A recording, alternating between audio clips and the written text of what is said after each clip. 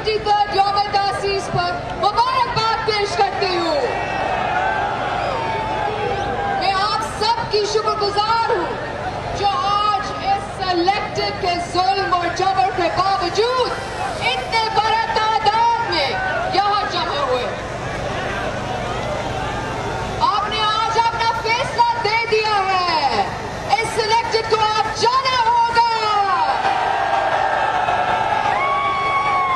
साथियों, शहीद जुल्फ़िकार अली भुट्टो ने इस पार्टी की बुनियाद एक अवामी जमहूरी और फलाही रियासत के लिए रखी थी और वो इस मकसद से कभी पीछे नहीं हटे।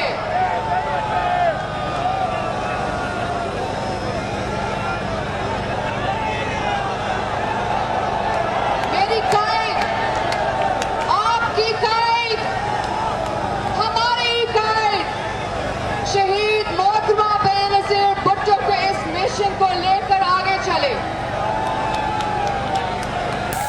और इस राह में शहादतें कबूल की। सदर आसिफ अली ज़रदारी ने 18वीं तरमीम और BISP जैसे प्रोग्राम करके अवामी हकनीयत की जद्दोजहद जारी रखी।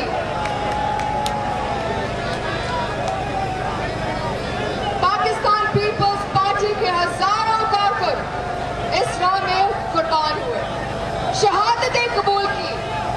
मैं उन तमाम कारकुन को सलाम पेश करती हूँ।